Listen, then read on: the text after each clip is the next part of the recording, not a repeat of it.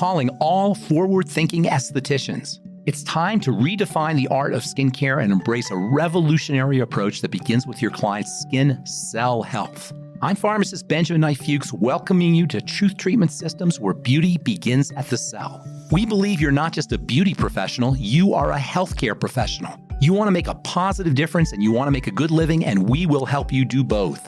We're here to support your out-of-the-box thinking and empower you to question traditional products, outdated formulations, and old-school ingredients. Imagine a world where solutions to the skin's enigmatic conditions lie just beyond the horizon. At Truth, we're not just a skincare brand, we're a movement that encourages you to explore better solutions and find that aha moment that changes the game. You are an artist and a healer of the skin, and we're here to provide the canvas and the tools for you to create tailored protocols, leaving generic ones in the past. Sign up now at truthtreatmentspro.com and receive 2 complimentary mineral-rich electrolyte sheet masks. That's truthtreatmentspro.com, where healthy skin is beautiful skin. This podcast is sponsored by LAMPROBE. LAMPROBE is a popular aesthetic tool that enables skincare practitioners to rapidly treat a wide variety of common minor skin irregularities, or MSI. Red MSI treated by LAMPROBE include dilated capillaries and cherry angiomas, yellow MSI, cholesterol deposits and sebaceous hyperplasia, and brown MSI treated include skin tags and more. LAMPROBE MSI treatments are non-invasive and deliver immediate results. LAMPROBE can empower your skin practice with these new and highly in-demand services. For more information, visit lamprobe.com. That's LAMPROBE.com. And follow LAMPROBE on social media at LAMPROBE.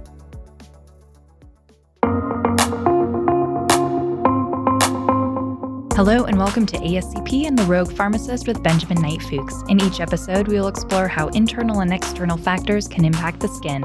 I'm Maggie Stasek, ASCP's Education Program Manager, and joining me is Ben Fuchs, Skincare Formulator and Pharmacist. Hi, Ben. Hello, Maggie. The use of oils in skincare is nothing new, dates back thousands of years, and those who have adopted an oil into their regimen, I think they swear by it. However, a lot of people still freak out a little bit at the thought of putting an oil on their skin. That's very interesting. First of all, what's an oil?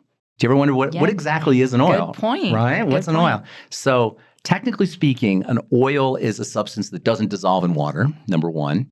And it has an electronic nature that's unique compared to other molecules, we'll say. In fact, let me just rephrase this a little bit. There's 2 types of molecules in nature. One dissolves in water, we say they're water soluble. Another dissolves in oil, we say they're oil soluble, right? And technically hydrophilic means water soluble, lipophilic means fat soluble.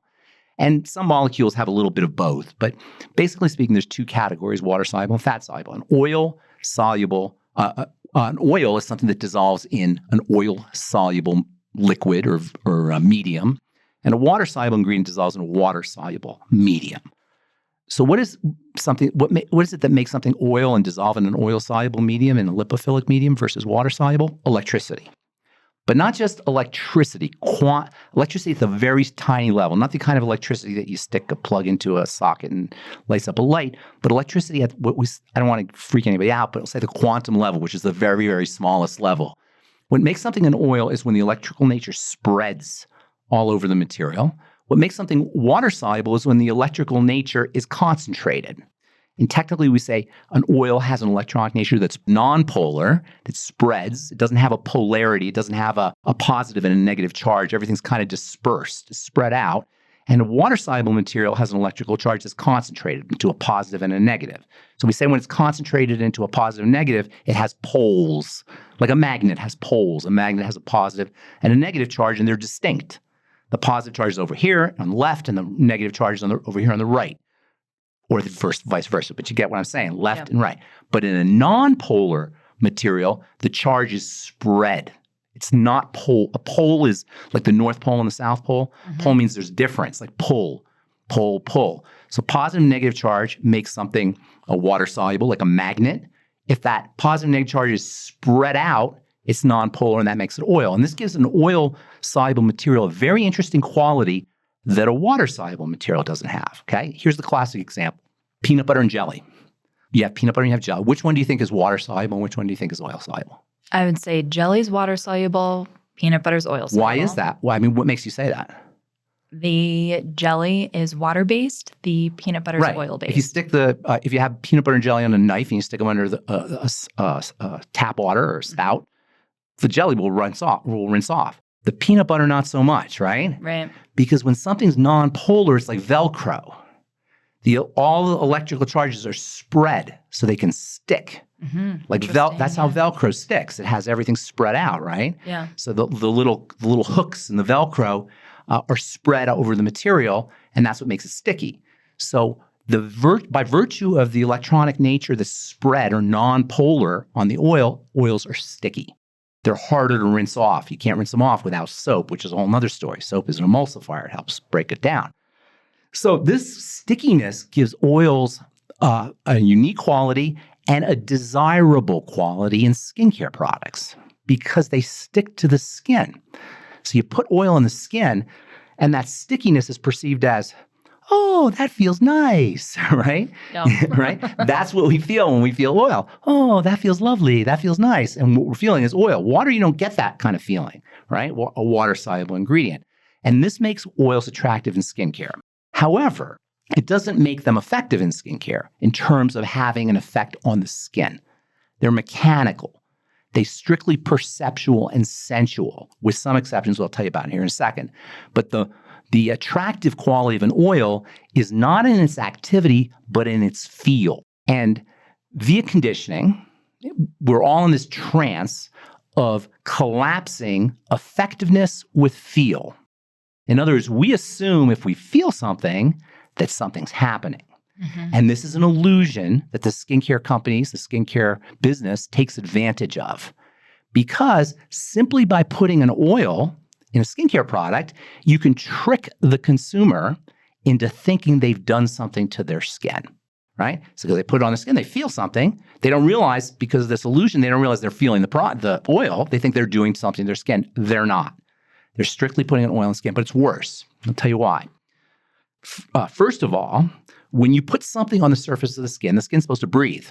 And when you put something sticky, and I'm saying sticky, but we don't really think of it as sticky, but from a molecular, electronic, non-polar nature, it is sticky. That's why you're feeling it. When you put something sticky on the skin, oily on the skin, you're blocking its ability to breathe. The skin has to breathe. Oxygen comes in through the skin, and albeit not as much as the lungs, obviously, but still oxygen is coming in through the skin, and carbon dioxide is coming out. So you're blocking the skin's ability to breathe. That's number one. Number two, the skin has moisture factors in it that are designed to read the environment, the ambient humidity in the environment. We've talked about this before. And when you put something on the surface of the skin, you block the skin's ability to read the ambient humidity. And natural moisture factors are not produced as well as they would if they could read the ambient humidity. In other words, when you go into a dry climate, you're supposed to make more natural moisture factors. But if you have oil in the skin, that's not going to happen because you block the skin's ability to read the low ambient humidity. So oils can suppress the skin's ability to moisturize itself. Moisture is not just important for feel or for cosmetic purposes. Moisture is a chemistry issue. So the skin has to stay hydrated so the chemistry of the skin is efficient. So the skin can do its biochemical business effectively. Oils will suppress that. Also, the third problem with oils, and this requires us to distinguish a special kind of oil, which is the kind of oil most people use in skincare products, which is a vegetable oil. That's a unique kind of oil. When we think of oil, we don't often make a distinction between a vegetable oil and a non-vegetable oil, right? Most people think of oils, they think of vegetable oils. Vegetable oils are a specific kind of oil that has its own problems. And I'll tell you what those are here in a second. But oil in general is going to be nonpolar. It's going to stick to the skin. It's going to suppress natural moisture factors. And it's going to keep the skin from being able to breathe. It's not going to have any activity. It's going to only create some kind of superficial sensation of something happening. That's all oils. But what most oils are in skincare products, they're almond oil and grapeseed oil and macadamia nut oil and peanut oil and soy oil and corn oil, et cetera. These are vegetable oils. Now, vegetable oils are a unique kind of oil. These are oils that are made up of something called triglycerides. And I don't want to get too biochemically wonky, but it's sort of important. A triglyceride is like a letter E, all right? So an E has a stick going up and down, and it has 3 lines, horizontal lines, right? So you have a vertical stick and 3 lines. A triglyceride is the letter E.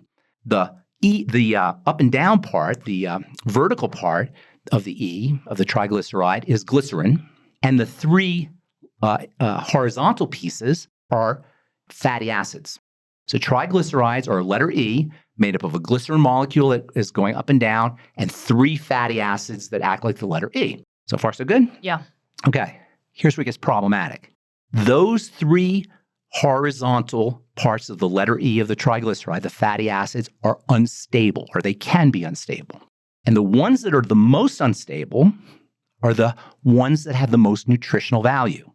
And we find this in nutrition a lot, that the nutritional value of a molecule is proportional to its instability, right? And this is why nutrients are very unstable, because in order for them to do their nutrient work, they got to break down quickly and release their energy.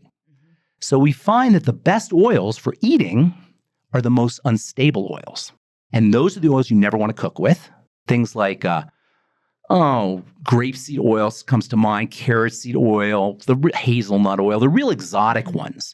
Those are the ones you tend to see in the fancier skincare products, and those are the worst ones. They call them technically unsaturated oils, or sometimes you hear polyunsaturated oils. Poly means many. Those are the worst.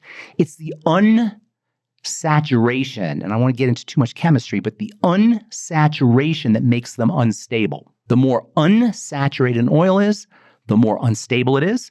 And the instability leads to the production of what are called free radicals, and very dangerous free radicals. A class of free radicals called lipid peroxides, which are among the most carcinogenic, pro-aging, and pro-inflammatory of the free radicals, the fatty free radicals.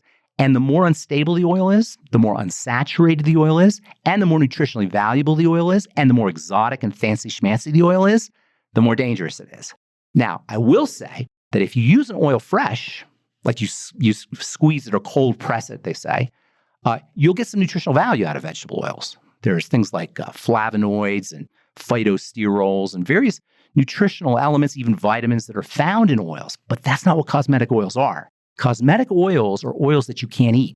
You can eat a food-grade oil, and you can use a food-grade oil for your skin, but you can't eat a cosmetic-grade oil. A cosmetic-grade oil is a rancid oil. It's an oil that can't be used for food. And that's what most skincare companies use.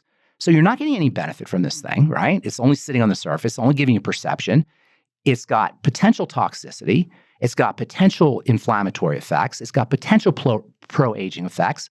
There's really no use for it unless it's a fresh oil that and you never see this in a cosmetic product, obviously. But when you hear them touted for their benefits, they're giving you the benefits of the fresh oil. They're not telling you that this is a cosmetic grade oil and this is an oil that's already probably oxidized. That reaction, by the way, is called oxidation. It's already oxidized. It's already broken down. It's already less valuable and even pro-inflammatory and pro-aging and deleterious to health. And it's not doing anything anyway, except giving you this perception of a softness of the skin.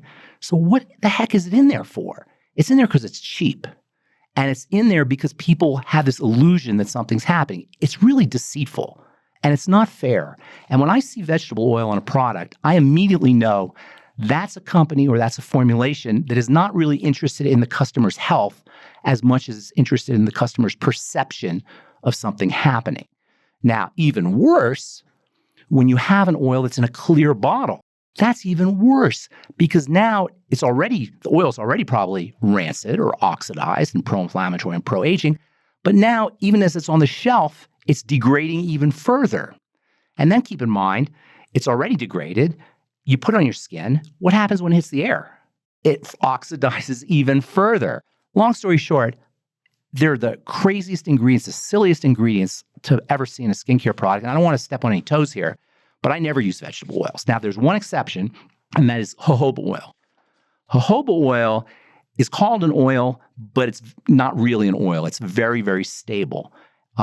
It's more like a wax, technically speaking, and that gives it a certain stability. And that's the one, it's called an oil, but that's the one kind of vegetable-derived lipid that is probably not going to have deleterious or harmful effects on the skin. Again, it's not going to really do anything, but at least it won't have any harmful effects. So long story short, I don't ever use vegetable oils in my skincare products. Vegetable oils have to be distinguished from ordinary oils. Ordinary oils tend to be derived from hydrocarbons, and they have their own problems, like mineral oil, classically. They have their own problems, but most of the oils you see are vegetable oils. They don't have any benefit. They can only be deleterious on the skin, and there's really no use for them. I don't really see a use for them unless they're fresh, and I will emphasize that when they're fresh, they do have some nutritional value. Talk to me for a minute about squalane. I love squalane. Love squalane. And I've been using it for years. And it's one of my favorite ingredients. It's a hydrocarbon, meaning it's hydrogen carbon. It has a very beautiful chemical structure that is similar to vitamin A. And in fact, it's made in the body in the same kind of biochemical pathways that make vitamin A, or that make substances like vitamin A. And this molecule is extremely stable. Squalane is. However, its precursor, which is called squalene, you may have seen that. Squalene is not stable, and it breaks down into squalane. So squalane is a stabilized version of squalene. Because it's found in the skin, it's a major component of your natural skin lipids. It has a certain degree of non-allergenicity and non-toxicity. It feels soft on the skin. You're not going to get any really nutritional benefits from it, but it does act like a penetrating aid. So when you use squalane with vitamins, for example, it will pull the vitamins in. The squalane acts as a penetrating aid that will help pull the vitamins in. In fact, adding squalane to any product will enhance the transdermal penetration of active ingredients through the stratum corneum to the lower levels of the skin. Now, if you have parabens or you have other things that you don't want necessarily into the skin, those will get pulled in as well, which is one of the reasons why if you have transdermal penetration, you got to be very careful with the rest of the formula, because you're going to pull in fragrances, you're pulling things like phthalates, you'll pull in parabens, et cetera. So squalane is a penetrating aid. But in terms of skin feel, it has a wonderful skin feel. It isn't going to do anything. You're not going to have activity from squalane, but we will have transdermal penetration. And it's made not only by the skin, it's made inside the body in the same biochemical pathways that make things like cholesterol and coenzyme Q10, and it's a very functional molecule in terms of its ability to moisturize the skin naturally because it's made in the skin, but also topically it has a softening effect on the skin that's a little bit more natural than a regular oil and has transdermal penetration properties. Anything that's alive is making squalane. It's made in large quantities in some plants, like olives.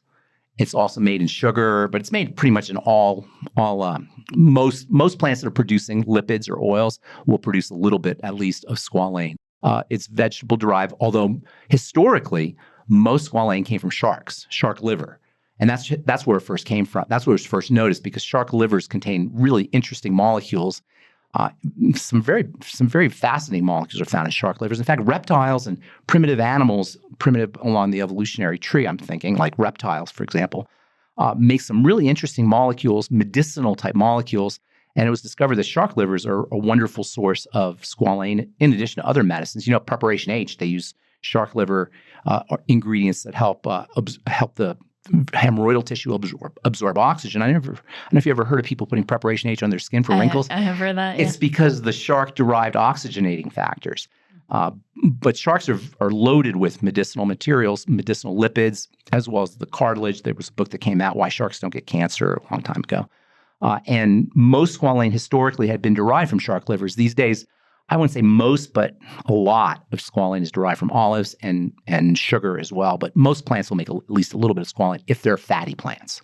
And so to clarify, when we're talking about oils, squalane itself is just a molecule. It is not an oil, but it could be put into an oil formulation. Not quite. It's not a vegetable oil, so doesn't have triglycerides in it. Remember, what distinguishes vegetable oil from hydrocarbons is the triglycerides. Squalane doesn't have any triglycerides, but it is a hydrocarbon, and it will dissolve in oil. So technically speaking, I would call it an oil, but I wouldn't call it a vegetable oil. And that is kind of there's no real strict definition of oil except to say that it's a molecule that's nonpolar, where the electronic energy is spread out, and it dissolves in lipophilic medium. And squalane meets those criteria. That concludes our show for today, and we thank you for listening. But if you just can't get enough of Ben Fuchs, the ASCP's Rogue Pharmacist, you can find him at truthtreatments.com. For more information on this episode, or for ways to connect with Ben Fuchs, or to learn more about ASCP, check out the show notes.